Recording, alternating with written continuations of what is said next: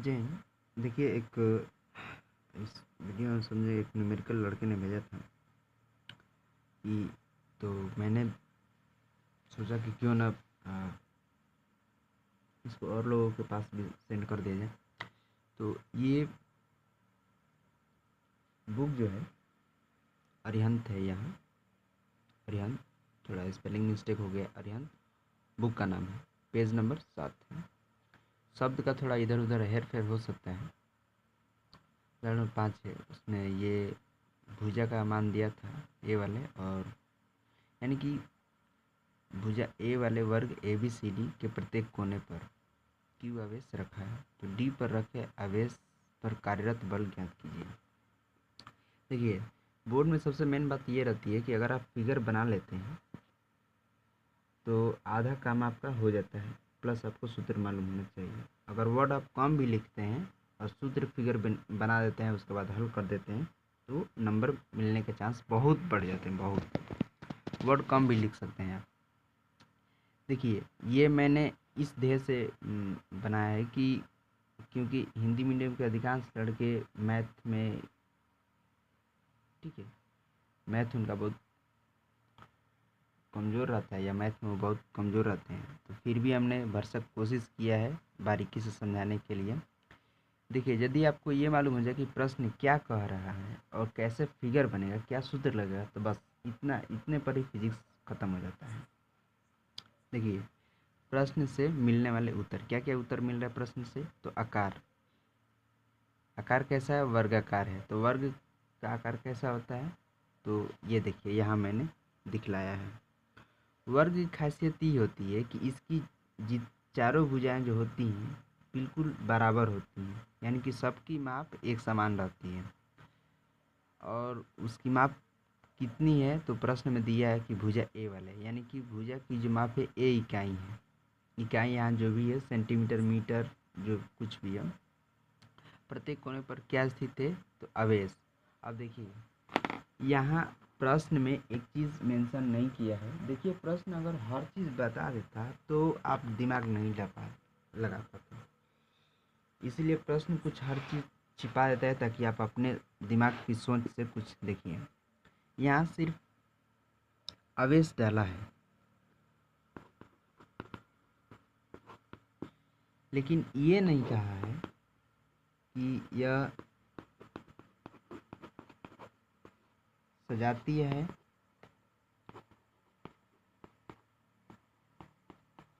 या विजातीय है, यानी कि इसको बोलते हैं लाइक चार्जेस और इसको बोलते हैं अनलाइक चार्जेस।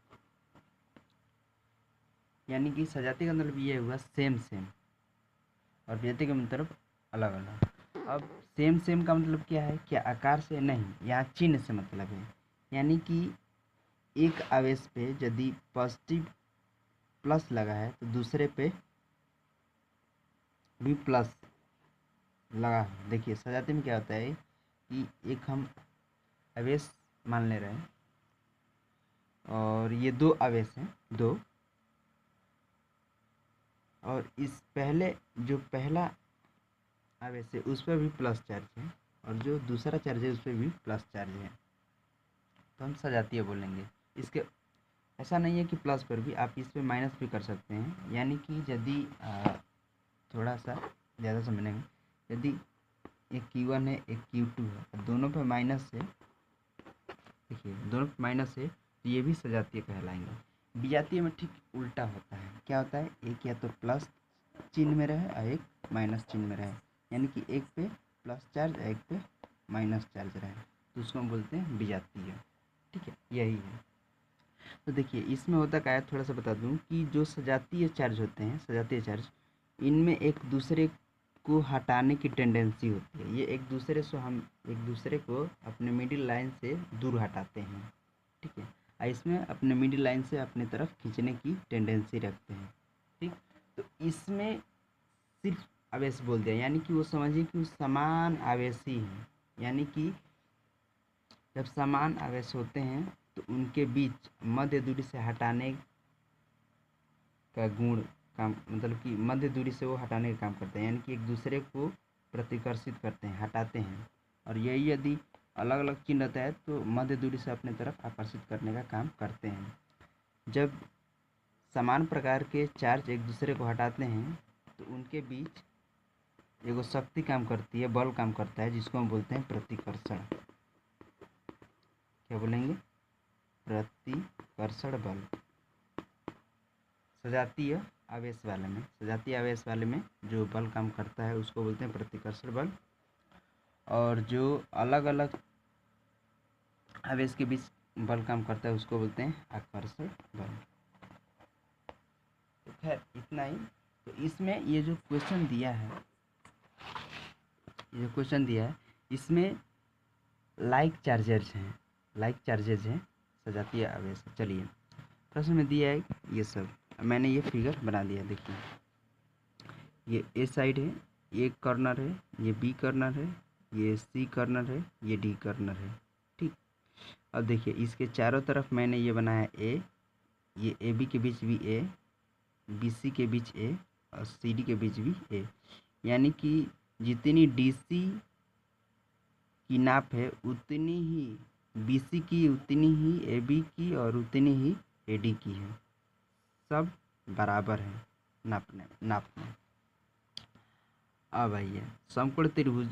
इसमें देखिए हम देख रहे हैं कि ये, इसको हम बोलते हैं, ये जो लाइन है बी डी, ये मैंने डॉटेड लाइन से जो दिखाया है इसको बोलते हैं बी डी। इसको बोलते हैं विकर्ण। क्या बोलते हैं? विकर्ण।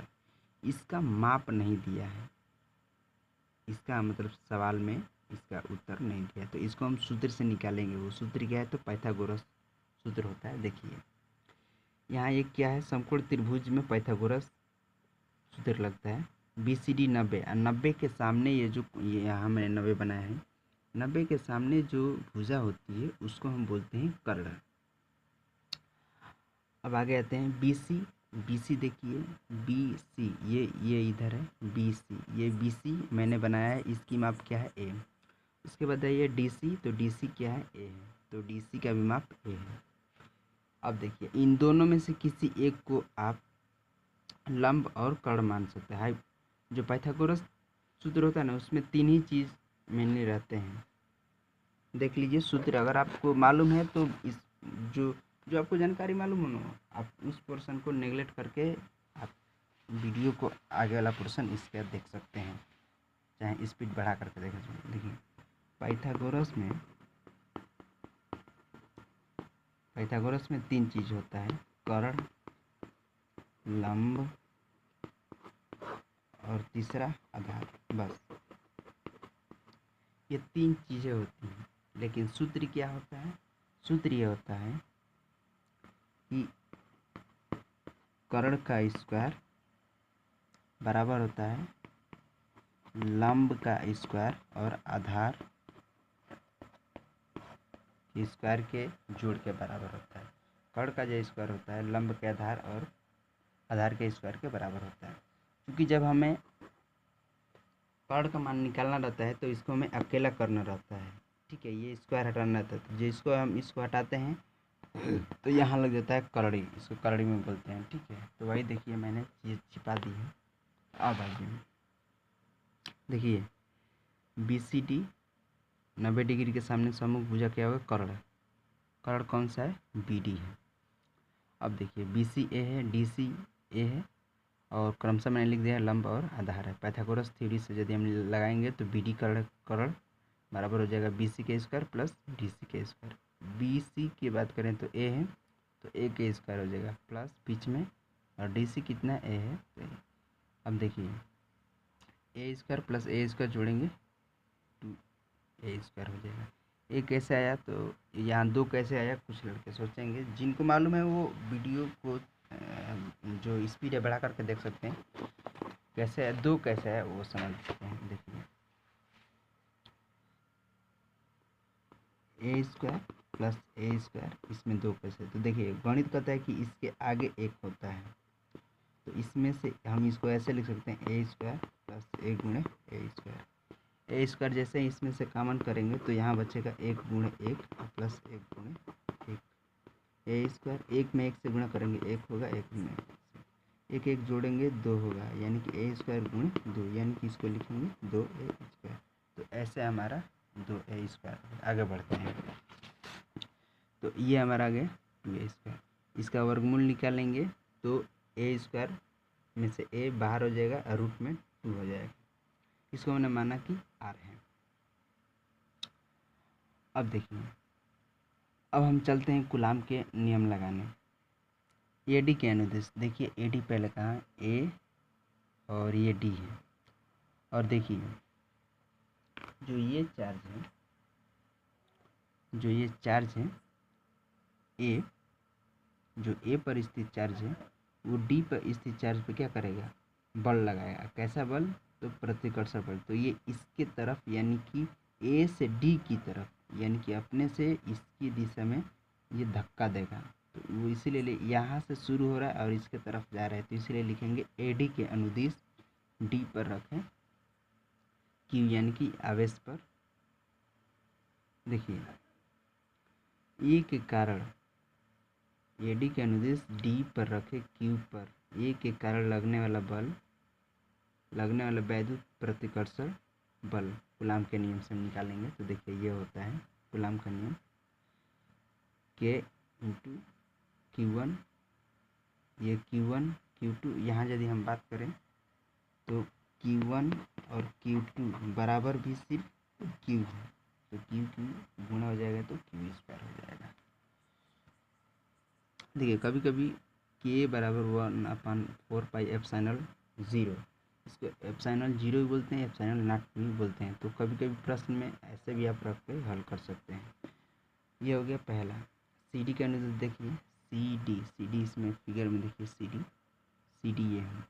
CD के अनुसार देखेंगे तो ये देखिए CD ऐसे फोर्स लगा रहा है, यानी कि ये जब इसको प्रतिकर्षित करेगा तो जो Q आवेश है वो इस दिशा में भागेगा। तो कितना फोर्स लग रहा है तो उसको हम कूलाम के नियम से ज्ञात कर लेंगे, यानी कि FBC बराबर स्मॉल के Q square upon A square. समीकरण 2 हो गया। समीकरण 3 पर चलते हैं। BD के अनुदेश, इसमें BD देख लीजिए क्या है। BD ये है जिसको हम बोले थे विकर्ण, इसको क्या बोलते हैं, विकर्ण। कूलाम के नियम से देखिए निकालेंगे तो BD इक्वल हो जाएगा, FBD इक्वल हो जाएगा K इंटू Q स्क्वायर, और ये A स्क्वायर हो जाएगा और रूट ये हट जाएगा, ये इक्वेशन था। तो देखिए 11th में आपने पढ़ा होगा परिणामी बल निकालना। परिणामी बल कैसे निकालना, जैसे मान लीजिए कि यहाँ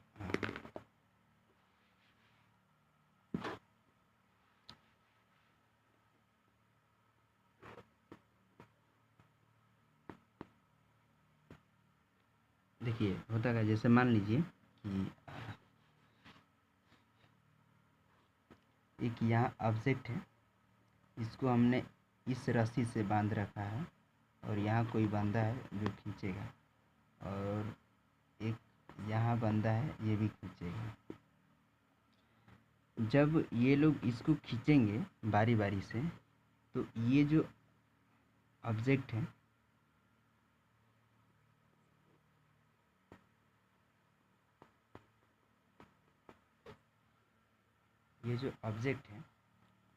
वो न तो इसके तरफ जाएगा और न ही इसके तरफ, क्योंकि ये दोनों खींच रहे हैं तो ये कुछ ऐसे इस दिशा में जाएगी।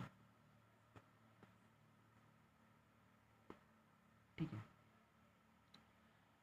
यानी कि इस पे जो बल काम कर रहा है वो इस दिशा में कर रहा है। तो दिशा तो हमको मालूम हो गया, लेकिन अब इस पे हमको मान निकालना है कि इतनी इस दिशा में लग रही है, लेकिन कितना बल लग रहा है इस पे।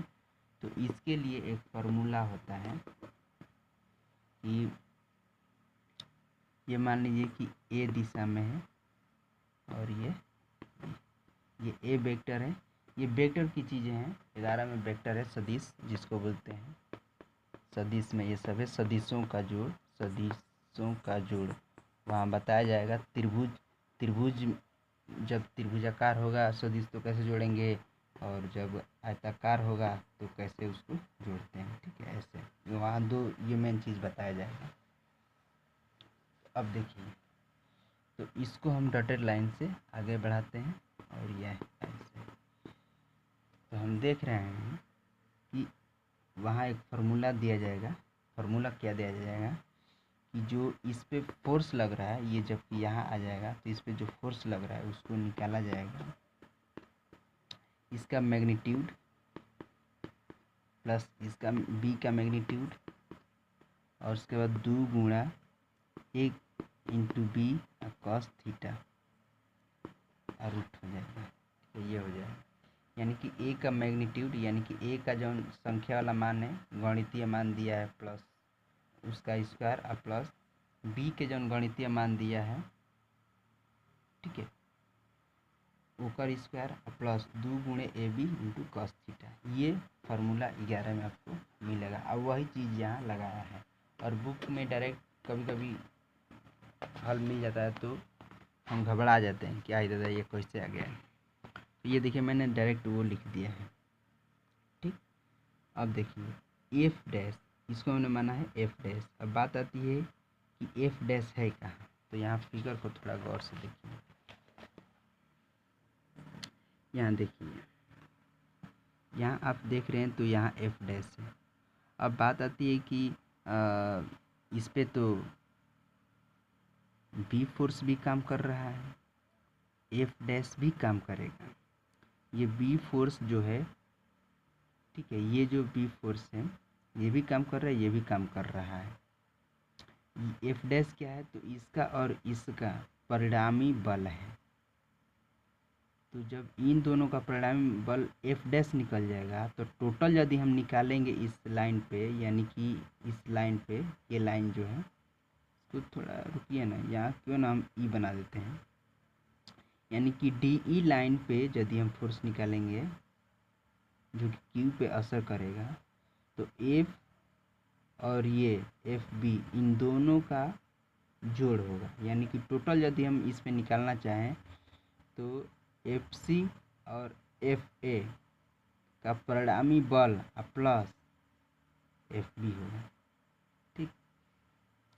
तो ये है एफ सी, यानी कि इस लाइन पे, यानी कि डी ई, यानी कि बी के द्वारा क्यू पे जो लगाया गया बल है, ठीक है, इस पे होगा का कि एफ डैश और ये इन दोनों का टोटल होगा, यानी कि इस पे जो काम कर रहा है परिणामी बल। अब आइए, तो हमने चूँकि लिख दिया यहाँ साफ साफ, चलिए, तो इस केस में होगा का एक और बात देगा, तो ये हमको सूत्र मिल जाएगा। अब देखिए, यहाँ यदि हम फोकस करें तो यहाँ थीटा हमारा 90 डिग्री है, यानी कि थीटा का मान 90 डिग्री हो जाएगा। अब देखिए, ये सी डी और ए डी परिणाम में बराबर होंगे। हाँ, इनका दिशा भले ही अलग है, ये इस तरफ है और ये नीचे है, लेकिन परिणाम इनका बराबर होगा। एफ सी, ठीक है, और एफ सी और एफ ए दोनों मैग्नीट्यूड में बराबर होंगे, लेकिन दिशा इनकी अलग है। मैग्नीट्यूड बराबर होगा, तो हम यहाँ मैग्नीट्यूड की सिर्फ बात किए हैं। तो एफ डी ए बराबर एफ डी सी, या इसको आप ये भी लिख सकते हैं कि एफ ए बराबर एफ सी, ये भी आप लिख सकते हैं। तो देखिए, अब इन दोनों के बीच 90 डिग्री का, तो यहाँ मैंने फार्मूला ये परिणाम बल लिख दिया, F square D A plus F D A square, ये हो जाएगा। हालांकि सूत्र क्या था, तो F D A plus F D C plus 2 F D A into F D C cos theta. ये डी सी इसके अनुसार, यानी कि डी सी का जब आ गया एफ डी ए, तो हमने एफ डी ए रख दिया। फिर जहाँ एफ डी सी है वहाँ हमने ये रख दिया कॉस थीटा, यानी कि 90 डिग्री का मान हो जाता है 0। और इसको हम हल करेंगे तो ये स्क्वायर, ये भी एफ स्क्वायर और ये टोटली 0 हो जाएगा, ये टोटली 0 हो जाएगा, तो सिर्फ हमारा ये बचेगा। अब इसमें एफ स्क्वायर है तो ये बाहर आएगा रूट से, तो सिंगल हो जाएगा, और 2 का नहीं होगा तो वो रूट 2 हो जाएगा। अब देखिए, हम बताए थे कि अब हम परिणाम निकालेंगे, एफ डैश प्लस ये टोटल कर देंगे, तो बिंदु डी पर रखे चार्ज यानी कि आवेश पर परिणामी कुल कुल देखिए यहाँ छूट गया है, कुल परिणामी बल बी डी के दिशा में अनुदिश में क्या हो जाएगा, F dash plus F D बराबर रूट टू एफ का मान, एफ डैश का मान कितना आया, root two into F D A, root two into F D A plus F D. तो ये समीकरण 3 देखिए, एफ डी के लिए समीकरण 3 देखिए, एफ डी के लिए समीकरण 3 स्मॉल के क्यू स्क्वायर अपन 2a स्क्वायर। तो एफ डी की जगह पे हम रख देंगे के क्यू स्क्वायर अपन 2a स्क्वायर। उसके बाद एफ डी ए का मान समीकरण 1 में आएंगे। तो एफ डी ए का मान देखिए यहाँ है के, अब इसको हम हल करेंगे तो हमारा मान आ जाएगा ये। अगर आप कहेंगे तो देखिए हम हल करके भी दिखला देते हैं।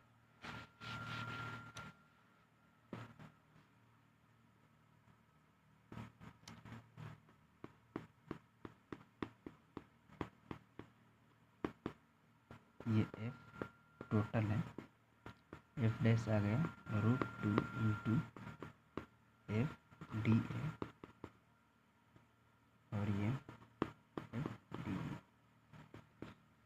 Root two F D A का मान आ जाएगा आपका F D A, F D A का मान दिया है स्मॉल के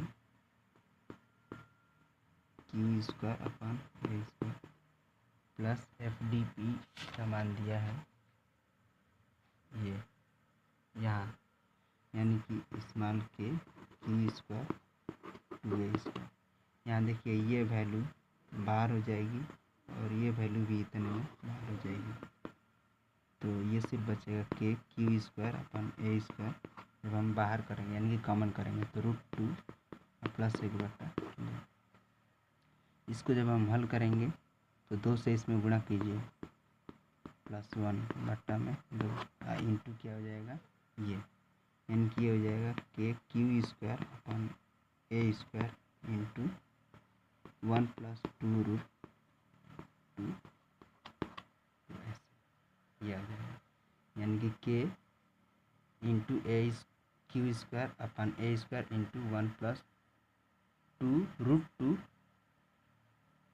अपन 2, ठीक। और यही हमारा आंसर